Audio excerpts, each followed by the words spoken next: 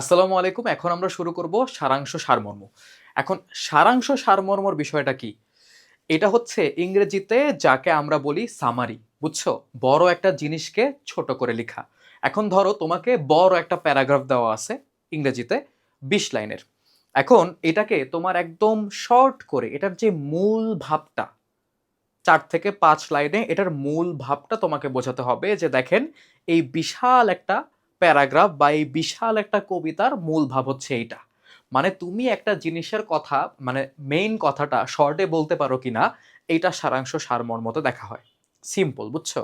তো এখন এই জায়গাতে কিছু জিনিস আমাদেরকে খেয়াল করতে হবে। দেখো সারাংশ কোনটা? ধরো তোমাকে এরকম একটা প্যারাগ্রাফ দেওয়া আছে। প্যারাগ্রাফ দেওয়া আছে মানে একটা অনুচ্ছেদ দেওয়া আছে। অনুচ্ছেদ দেওয়া থাকলে আমরা বলি সারাংশ। ওকে, সারাংশ। তো সেক্ষেত্রে আমরা সারাংশ লিখি। আর যখন হচ্ছে তোমাকে এরকম দেখবা কবিতা দেওয়া আছে, কি দেওয়া আছে তোমার এরকম দেখো কবিতা দেওয়া আছে, যে কবিতা দেওয়া আছে সেক্ষেত্রে আমরা কি লিখি? আমরা লিখি হচ্ছে সারমর্ম, আমরা সারমর্ম লিখি। তো কবিতার সারমর্ম হয়, আর অনুচ্ছেদের হয় হচ্ছে কি, অনুচ্ছেদের হয় হচ্ছে আমাদের সারাংশ। উপরের দিকে আবার চলে যায়, উপরে আমাদের কাজ আছে। তো এই সিম্পল জিনিসটা হচ্ছে আমাদেরকে জানতে হবে কোনটা সারাংশ কোনটা সারমর্ম। এটাই হচ্ছে আমরা অনেকে কি করি, আমরা অনেকে হচ্ছে বুঝি না। ওরে আল্লাহ, আমার তো ক্ষুধা লেগে যাবে উপরে উঠাইতে উঠাইতে। তো এই জিনিসটা হচ্ছে আমাদের মাথায় থাকলেই হবে। এখন কথা হচ্ছে সারাংশ সারমর্ম লেখার সময় আমরা কি নিয়ম ফলো করব? অনেক সময় দেখা যায় ভাইয়া শূন্য দিয়ে দেয়, এটা কি করলে আমরা হচ্ছে অ্যাভয়েড করতে পারবো? সিম্পল, তুমি সারাংশ সারমর্মতে এক্সট্রা কোনো কথা লিখবা না। তুমি জাস্ট লিখবা ধরো কথার কথা ৪ নং প্রশ্ন উত্তর লেখার পরে যদি তোমাকে অনুচ্ছেদে দেওয়া থাকে, অনুচ্ছেদ দেওয়া থাকে, তোমাকে ওই জায়গায় একটা অনুচ্ছেদ একটা কবিতার অংশ দুইটাই দেওয়া থাকবে। তোমরা তো জানো তোমাদের পরীক্ষায় হচ্ছে অপশন থাকে, তোমরা সারাংশ অথবা সারমর্ম যে কোনো একটা অ্যান্সার করতে পারবা। তার মানে সুবিধাটা বুঝতেছো? তুমি যদি শুধুমাত্র সারাংশর প্রিপারেশন নাও তাইলেও হবে, তুমি যদি শুধুমাত্র সারমর্মর প্রিপারেশন নাও তাইলেও হবে। এখন এই জায়গাতে আমাদের একটা প্রশ্ন থেকে যায় যে কোনটা লিখবো, ঠিক আছে? কোনটা করলে হচ্ছে ভাইয়া ভালো হয়, কোনটা? তো এটার উত্তর আমরা দিয়ে দিব যে সারাংশ নাকি সারমর্ম কোনটা ভালো। তো এখন যদি তুমি সারাংশের অ্যান্সার করো, তুমি সুন্দর মতো ওইখানে অনেকে বলবে যে প্যাসেজ তুলতে হয় এই সেই, এগুলো কিচ্ছু না। তুমি জাস্ট প্রশ্ন নাম্বার দিবা, লিখবা সারাংশ, সারাংশ লিখে ফেলবা। বা তুমি যদি সারমর্ম লেখো তাহলে লিখবা হচ্ছে সারমর্ম, ঠিক আছে? সারমর্ম লিখবা, এই বানানটা যাতে ভুল না হয়, বুঝছো? তো এটা লিখে তুমি হচ্ছে শুরু করে দিবা তোমার সারাংশ বা সারমর্ম, তুমি যেটাই লেখো না কেন সেটা। ওকে, আর কিচ্ছু না। আরেকটা জিনিস আমরা এখন খেয়াল করব যে কি করলে আসলে আমাদের নম্বর বেশি আসবে বা আমরা জিরো পাবো না। দেখো, ভাব সম্প্রসারণ কাকে বলে জানো? যখন তুমি ছোট একটা জিনিসের মিনিং অনেক লম্বা করে বলো তখন সেটা হয় ভাব সম্প্রসারণ, বড় করা। তুমি কিন্তু এই জায়গাতে ভাব সম্প্রসারণ লিখতেছো না, তোমাকে কম কথার মধ্যে শেষ করতে হবে। যে বলে না যে তাড়াতাড়ি বল, কম কথার ভিতরে শেষ কর, ভালো লাগতেছে না কিন্তু এত কথা শুনতে, ব্যাপারটা এরকম। হ্যাঁ, তো তুমি সারাংশ লেখার জন্য সময় নিবা হচ্ছে ১০ মিনিট। এটা নিয়ে হচ্ছে আমি আলোচনাও করছি তোমাদের সাথে যে সময় বিভাজনটা, টাইম ম্যানেজমেন্টটা বাংলা দ্বিতীয় পত্র পরীক্ষায় কেমন হওয়া উচিত। তুমি সময় নিবা হচ্ছে ১০ মিনিট। কত মিনিট? ১০ মিনিট সময় নিবা। ১০ মিনিটের মধ্যে লেখা হয়ে যাবে। যাতে তুমি আস্তে আস্তে লিখতে পারো এই জন্য ১০ মিনিট টাইম বলছি। প্রথম যে এই জিনিসটা করা যাবে না, একটা বানানও ভুল করা যাবে না। বানান ভুল করলে কিন্তু সমস্যা। ভাইয়া বানান ভুল করে ফেলছি, এখন কি করব? বানান ভুল করলেও লেখার একটা ওয়ে আছে। ধরো আমি বললাম যে এই যে লিখতেছি এরকম কথার কথা, ধরো আমার মাম, নাম লিখতে গিয়ে লিখছি মাম। তো এখানে হচ্ছে আমি ধরো তানভীর লিখে ফেললাম। তো সেক্ষেত্রে ভাইয়া কি করব? প্রথমত এটাকে এভাবে কেটে দাও একটানে। ওকে, এই যে এটা করা যাবে না, এগুলা করা যাবে না, একটানে কেটে দাও এক, প্রথমত। দ্বিতীয়ত ভাইয়া এখন জায়গা তো নাই, কি করব? উপরে লিখে ফেললাম নাম। বা যদি সাথে সাথেই বুঝে যাও তাহলে ধরো হচ্ছে তুমি এটা লেখার আগে, ঠিক আছে? আরে কপাল রে, দেখ। তো তুমি ধরো হচ্ছে এটা লেখার আগেই, হ্যাঁ, ধরো হচ্ছে এটা লেখার আগেই তোমার হচ্ছে তুমি বুঝে গেলা যে তোমার বানান ভুল হয়েছে, যে মাম তানভীর লেখো নাই, তাহলে তুমি পরে লেখো নাম। বাট হিজিবিজি করবা না প্লিজ। চেষ্টা করবা কাটা ছেঁড়া না করতে, অ্যাটলিস্ট সারাংশ সারমর্মতে হিজিবিজি করবা না। ওকে, যাতে টিচারের একদম চোখেই না পড়ে যে তুমি এখানে কাটা ছাড়া করছো, জাস্ট রিডিং পরে চলে যাবে উনি। ওকে, বানান ভুল করা যাবে না। অ্যাটলিস্ট সারাংশ সারমর্ম লেখার সময় বানান ভুল করা যাবেই না। এক। দ্বিতীয়ত হচ্ছে কয় লাইন লিখবো, চেষ্টা করবা ৪ থেকে ৫ লাইনের ভিতর শেষ করতে। বা তোমার বইয়ে যতটুকু লেখা আছে অতটুকু লিখতে তোমার যতটুকু জায়গা লাগে। তোমার বইয়ে উত্তর দেওয়া আছে না, সারাংশ সারমর্মগুলো দেওয়া আছে না, তো ওইগুলার উত্তর করতে যত লাইন লাগে তোমার, হয়তো তোমার হাতের লেখা বড় বেশি লাগে, একটু বেশি লিখবা, সমস্যা নাই। তোমার হাতের লেখা ছোট কম লাগে, কম লিখবা।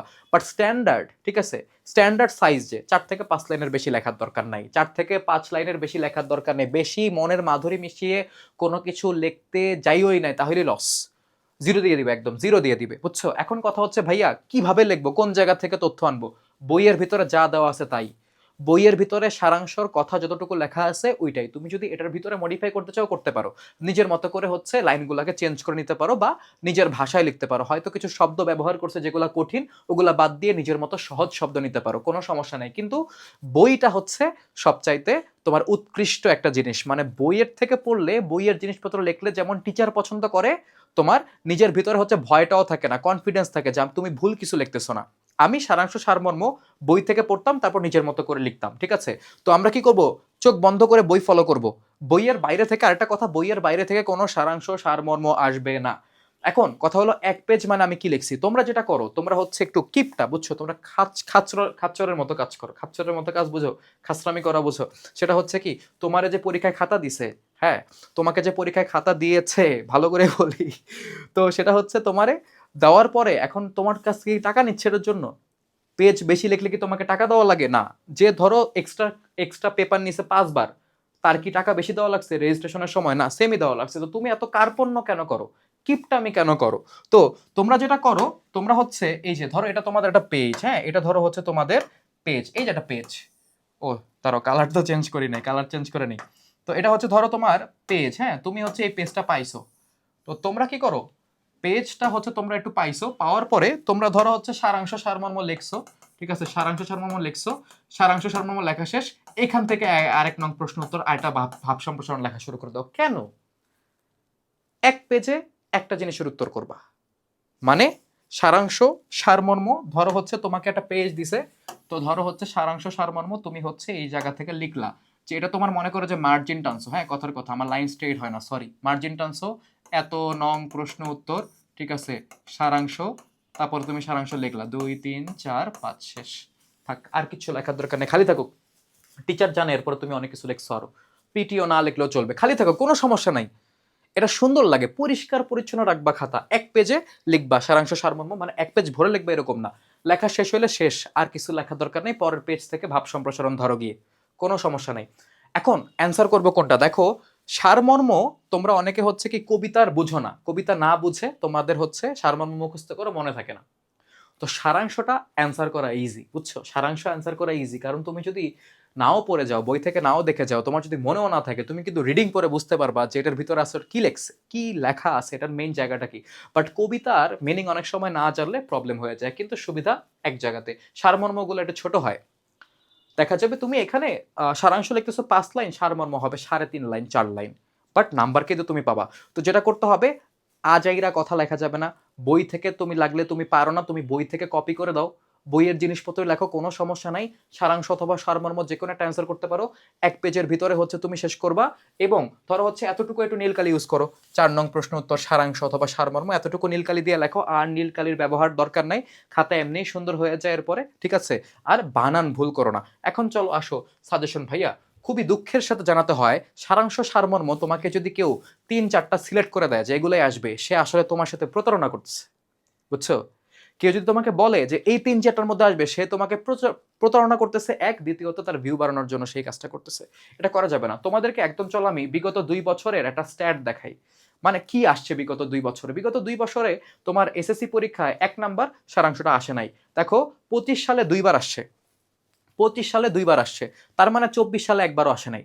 এখন কেউ যদি তোমাকে বলে, ধরো তুমি 25-এ পরীক্ষা দিবা, 25-এর পরীক্ষার্থী ছিলা তুমি, তোমাকে যদি আইসা বলতো যে ভাইয়া 24-এ তো এটা আসে নাই, 25-এও আসবে না, কত বড় লস হয়ে যেত। ধরো তোমার বোর্ডে আসছে, কি করতো তখন? দেখো, এটা আবার 25-এ আসছে নাই, 24-এ একবার আসছে, ওকে, এই যে তোমার 4 নাম্বারটা 24-এ আসছে, এই 5 নাম্বারটা 25-এও আসছে, 24-এও আসছে, ওকে, তারপর 6 নাম্বারটা হচ্ছে তোমার 25-এ আসছে, 7 নাম্বারে দেখো, 7 নাম্বারটা অনেক ইম্পর্টেন্ট, 7 নাম্বারটা হচ্ছে তোমার 25-এ আসছে 3 বার, 24-এ আসছে একবার, মানে টোটাল কয়বার আসছে? টোটাল আসছে আমাদের 4 বার আসছে। অনেকগুলো আছে যেগুলো হচ্ছে তোমার আসেই নাই। তারপর দেখো 8 নাম্বারটা, যে যেমন দেখো 8 নাম্বারটা হচ্ছে আসে নাই, 9 নাম্বারটা আসছে 24-এই 3 বার, 25-এ একবারও আসে নাই। এখন 24-এ 3 বার আসছে, কেউ যদি বলে 25 সালে, ধরো তুমি 25 সালের পরীক্ষার্থী, তোমাকে বলতেছে ভাইয়া 24-এ 3 বার আসছে, 25-এ তো আসবে, আসে নাই, আসে নাই, এটা এটা কেউ গেস করতে পারবে না। আবার দেখো 10 নাম্বারটা 4 বার আসছে, সারমর্মর দিকে তুমি যাও, দেখো এই যে 1 নাম্বারটা 3 বার আসছে, আর দুই নাম্বারটা হচ্ছে 1 বার আসছে বিগত 2 বছরে, 3 নাম্বারটা 2 বছরই আসছে, 4 নাম্বারটা 2 বার করে আসছে 2 বছরই, ঠিক আছে। 5 নাম্বারটা হচ্ছে দেখো 25 সালে 1 বার আসছে, আর ইয়াতে আসছে কত, 4 বার। এখন কেউ যদি বলে যে দেখো 4 বার আসছে তোমাদের ইয়াতে 24 সালে, ধরো তুমি 25 সালে পরীক্ষার্থী, 25 সালে প্রতিটা বোর্ডে এটা আসবে, একটা বোর্ডে আসছে 25 সালে, এই যে 1 বার দেওয়া মানে একটা বোর্ড, 6 নাম্বারটা আসে না, এটা দেখায় যদি তোমাকে বলি 6 নাম্বারটা গতবার আসে নাই, 24-এ আসে না, এবারও আসবে না, হবে না, এবার তো এটা 5 জায়গায় চলে আসতে পারে। 7 নাম্বারটাও সেম, ঠিক আছে। তারপর দেখো 8 নাম্বার, 9 নাম্বার, এই যে দেখো সাল আমি লিখে দিচ্ছি এই জায়গাতে, তোমরা দেখতে পাচ্ছ।